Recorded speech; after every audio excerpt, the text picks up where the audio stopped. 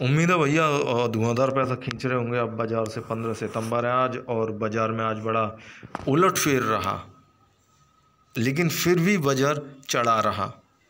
476 point की तेज़ी रही, लगभग 500 पॉइंट की तेज़ी रही।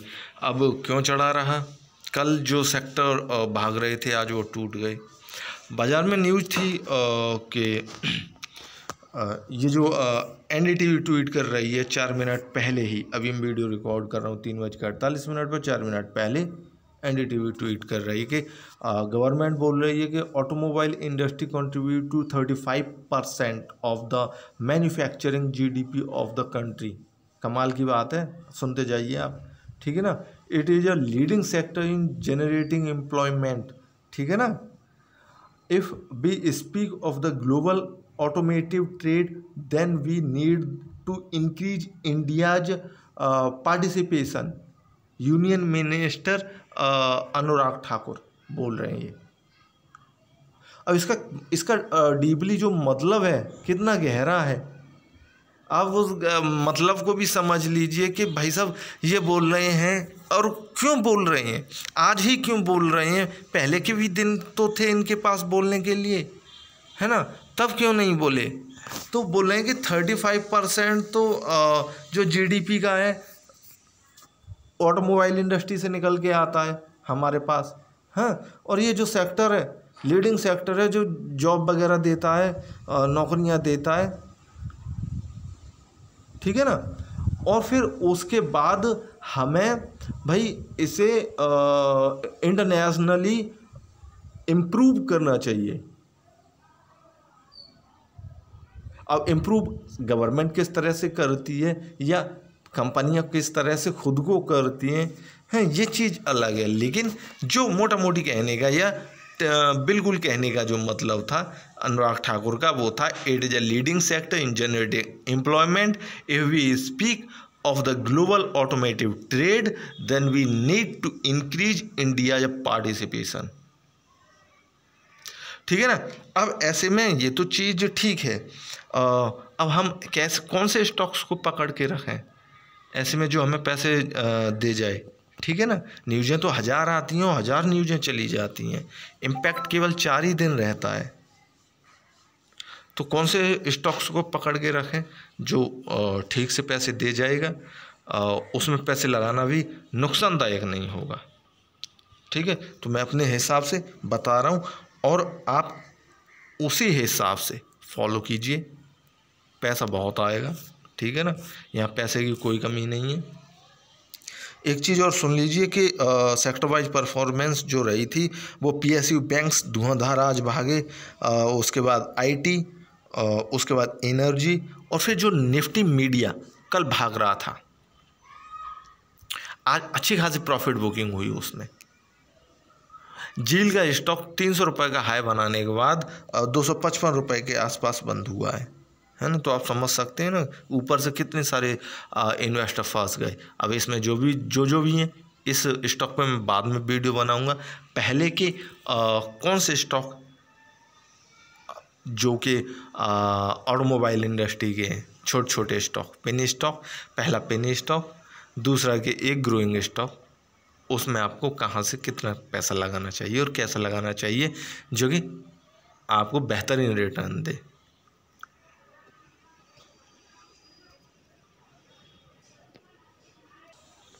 यस बैंक का स्टॉक है ये। अब मैं यस बैंक का स्टॉक और ऑटोमोबाइल इंडस्ट्री के जो स्टॉक बताने जा रहा हूँ उसमें क्या समानता है, कुछ नहीं समानता है। मैंने कुछ दिन पहले वीडियो बनाई थी, उसमें बताया था कि भाई साहब यस बैंक जो है कि जो ऑटोमोबाइल इंडस्ट्री के बड़ी बड़ी कंपनियां उनके लिए छोटी छोटी कंपोनेंट्स बनाती हैं, उन कंपनियों को कुछ राहत देने जा रही है। इसने खुद ट्वीट किया था यस बैंक ने। मेरी वीडियो अगर आपने न देखी हो देख लीजिए। तो ये वहाँ से भी रेवेन्यू जनरेट करने की कोशिश कर रही है। दूसरा गवर्नमेंट भी फोकस कर रही है ऑटोमोबाइल स्टॉक पे, वो माफ़ कीजिए सेक्टर पे। और ऑटोमोबाइल सेक्टर जनवरी से ही टूटा पड़ा है। अब आप जहाँ से भी जैसे भी एंट्री ले लेंगे प्रॉफिट वाली चीज़ होगी, लेकिन कहाँ से, ठीक है ना। यस बैंक पे मैं बाद में बात करूँगा। दूसरा एक जील वाला स्टॉक रहा, इस पर भी मैं बाद में बात करूँगा। अभी बात करते हैं जीएमटी पे। जीएमटी ऑटो, ये स्टॉक को खरीदना कितना ज़्यादा बेहतर रह सकता है, या फिर कितना ज़्यादा रिटर्न दे सकता है? हमें तो रिटर्न से ही मतलब रहता है ना। 52 का है, इसका 3 रुपये 85 पैसा, और मैं इस पर 3 वीडियो बना चुका हूँ। अब 3 वीडियो बनाने का मतलब ये है मेरा कि भाई 1 रुपये का स्टॉक है, आपको 10 पैसा भी ये ऊपर उठ के प्रॉफिट दे गए तो आपके लिए काफ़ी हो जाएगा। लेकिन अभी यह ऑटोमोबाइल पूरी इंडस्ट्री में तेज़ी है, ऐसे में छोटा सा स्टॉक आपको क्या दे जाएगा, कहाँ तक दे जाएगा, ये भी चीज़ हम देखते हैं। ठीक है, ये तो मैक्सिमम प्राइस मूवमेंट रहा। 1 साल का प्राइस मूवमेंट ज़रा देखिए। इसमें जैसे पूरा सेक्टर चला, स्टॉक भी वैसे ही चला। छोटा है कोई फ़र्क नहीं पड़ता उससे, लेकिन जैसे सेक्टर चला वैसे स्टॉक भी चला। लास्ट जो इसका बॉटम था 26 अप्रैल को इसने बनाया, ठीक है ना, और वो 2 रुपये 26 पैसा था।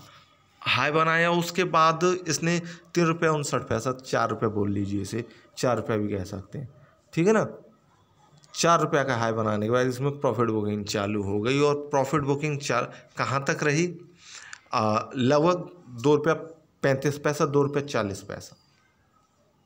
कमाल की चीज़ दिखाऊं, जब मैं वीडियोस बनाता हूँ प्राइस मूवमेंट के बेस पे, तो बहुत सारी कमाल की चीज़ और सीखने वाली चीज़। जो 2 रुपये 35 पैसा था लो, वो 2 रुपये 35 पैसा ये लो था जो दिसंबर में इसने बनाया। अब जब स्टॉक कोई अपने पुराने लोज को नहीं तोड़ता तो ओबियसली वो स्टॉक ऊपर ही जाने की कोशिश कर रहा होता है, तभी तो नहीं तोड़ता। तोड़ना होता तोड़ के नीचे चला जाता, जैसे हिंदी में बोलते हैं। लेकिन अभी हम कहाँ पैसा डालें? मान लीजिए मैं 10 लाख रुपए डालना चाहता हूँ स्टॉक में, इकट्ठे नहीं डालना चाहता, लेकिन मैं धीमे धीमे करके डालना चाहता हूँ। तो कैसे, कहाँ से?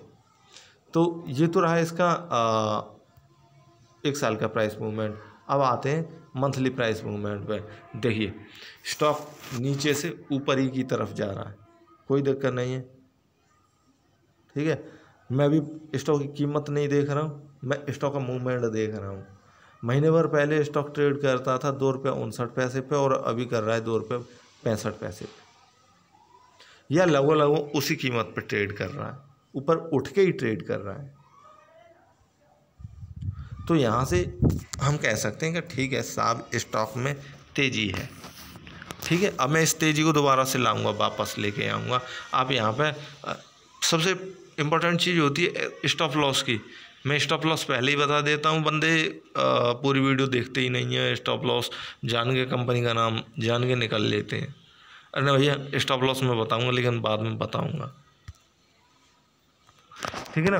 तो देखिए ये तो रहा इसका 1 महीने का प्राइस मूवमेंट। सो वो क्लियर दिखा रहा है, नहीं भैया स्टॉक तो ऊपर ही जाने की कोशिश कर रहा है, नीचे जाने की नहीं कोशिश कर रहा। अब 5 दिन का प्राइस मूवमेंट, 5 दिन में यहाँ पे आप बिल्कुल देखिए कि स्टॉक में बुरी तरह ख़रीदारी हो रही है। ये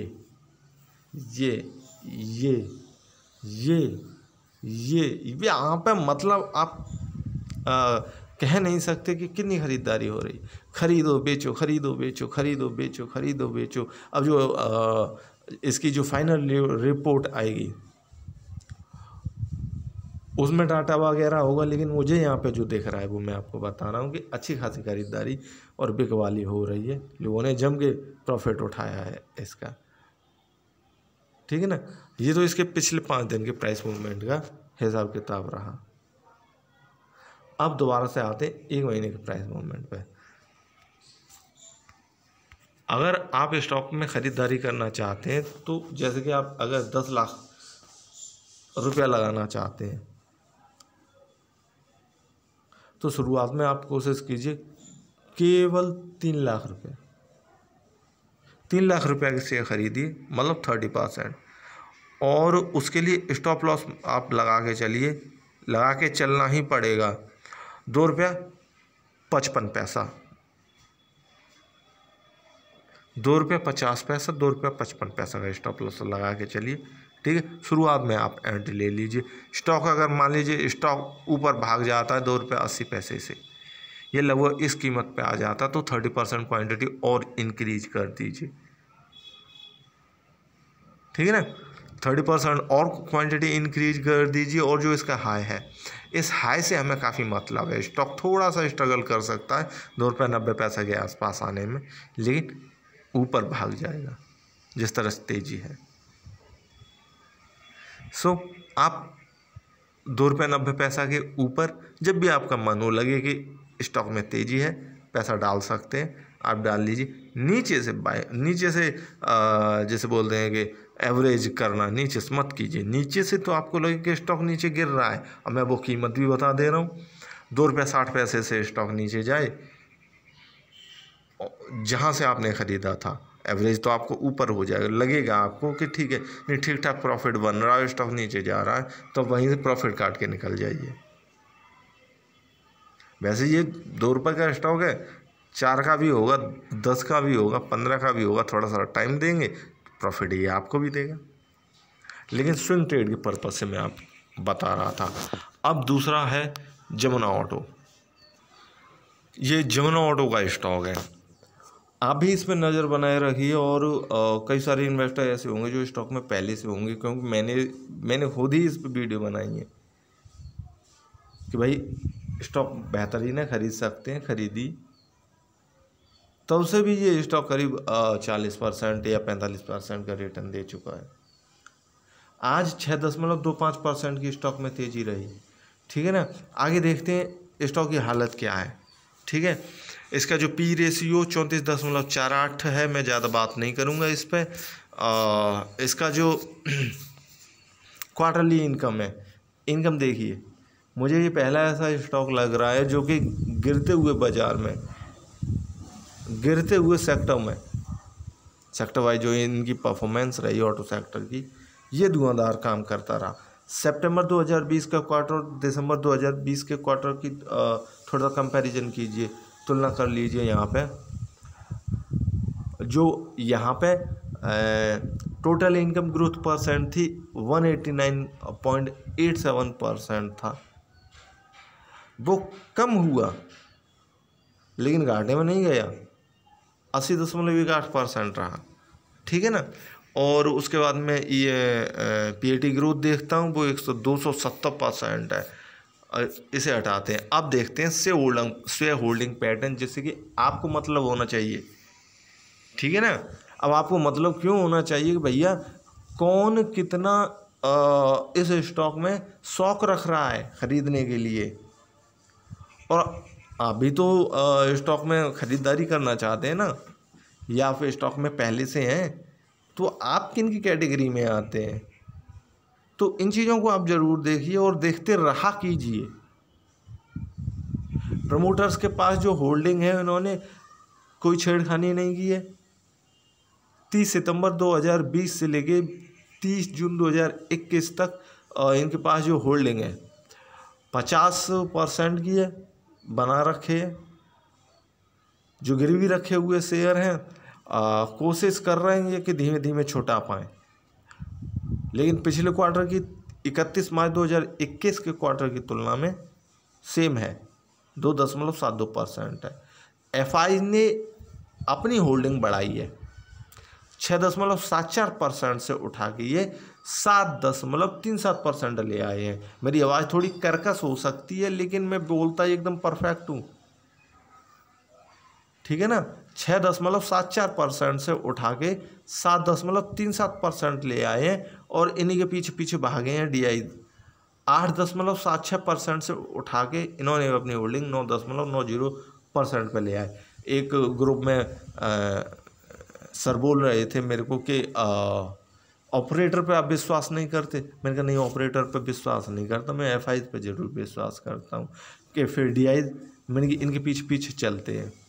और म्यूचुअल फंड वाले तो उनके भी पीछे पीछे चलते हैं। तो आप देखते रहा कीजिए, ये आपको जानकारी खुद ही होती रहा करेगी। ठीक है ना, कि सबसे ज़्यादा गैम्बलर होते हैं वो एफआईज होते हैं।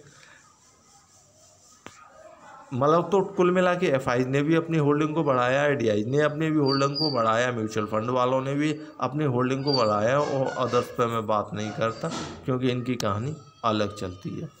इन्होंने अपनी होल्डिंग कम कर दी है, ठीक है, लेकिन कोई फ़र्क नहीं पड़ता, ये बढ़ा लेंगे। ये तो पिछले क्वार्टर की बात रही। अब अच्छा देखते हैं प्राइस मूवमेंट के बेस पे स्टॉक में कहाँ ख़रीदारी हो रही है, क्या लेवल बनना है, आपको कहाँ खरीदना चाहिए।